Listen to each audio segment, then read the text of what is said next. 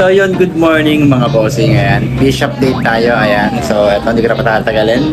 Sa mga nahihirit sa akin na update, kaka-upload ko lang. Update na agad yung hinihingi nyo. So ito, let's go. So ayan, pagpasensyahan nyo na guys. Medyo madumi ng aquarium ko dahil hindi nga ako nakakapaglinis. Ayan. Pero as of now, mas maganda, mas makikita nyo yung isda ngayon. So ito, fish update tayo. Ito, ayan. So ngayon guys, nag-iisip pa ako ng strain dito kasi wala pa talaga silang strain name.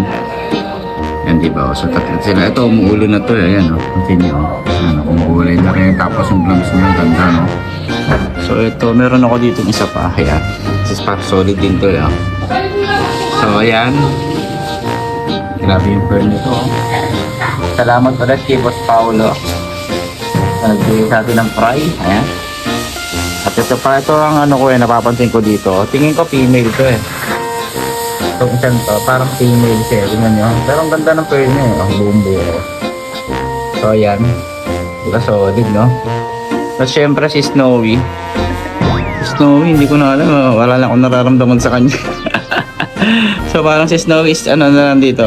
Display na lang yan. Pero sa mga gusto, kunin nyo na to. Mura ko na lang ibibigay yan. Pwede nyo isa lang sa show yan, no? Solid ang pearl niya, no? Diba?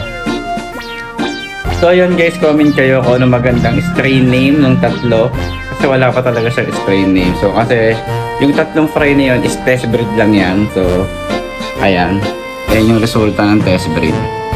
So, syempre magpapakain tayo ngayon. Ayan. So, by the way pala, bago tayo magpakain guys, tuturo ko nga pala ulit sa inyo kung saan ako nanonood yung mga mahilig manood ng mga K-dramas at iba't ibang movie. So dun sa nood lang tayo sa may Loklok. At syempre guys, sa mga mahilig sa K-drama na may pinapanood ako ngayon, yung No Tale to Tell. So yun, maganda yung mga posing. So panoorin natin yon. So let's go. Ayan, let's go, pakain na ulit tayo.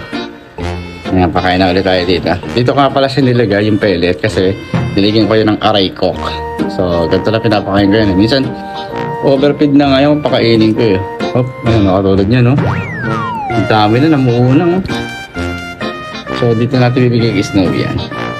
Baka sabihin nyo, overfeed ako, ha?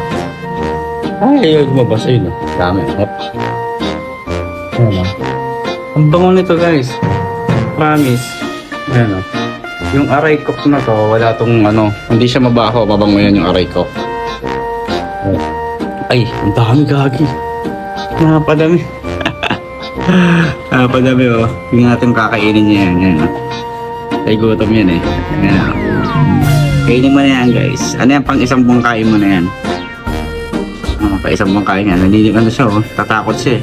Yung laki kasi eh. Oh, tignan nyo. Hindi niya makain kasi yung laki eh. Ayun na. Ka na mahiya. Ka na mahiya. Kainin mo na yan. Oh. Inuna niya yung maliit. Kasi yun lang kain na kainin. So, pakain pa tayo dito. Hindi ko naaalisin yan. Kasi pang isang linggo na yan. So, gutom na gutom siya. Ang dominantang na ito eh. Ayan, grabe. So, ayan, pagkabasin na lang natin dyan. Kaya mga 2 piraso lang. Ayan o. Ganda na yan. Ganda ng kulay nito. Ayan. Ito pa. Lang natin. Nasa rin. Ayan o. Tingin niya female ba yan? Hindi o. Talon niya guys. Talon. Kaya niyang tumalon. Naiiyan siya. Kaya na. Go for it. Jump for your life. Okay, yun. Yan.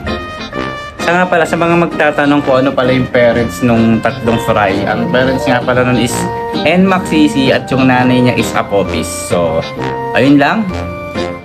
Guys, this is a update ngayong araw. So, hanggang dito na lang. Happy fish keeping sa lahat. Fish out!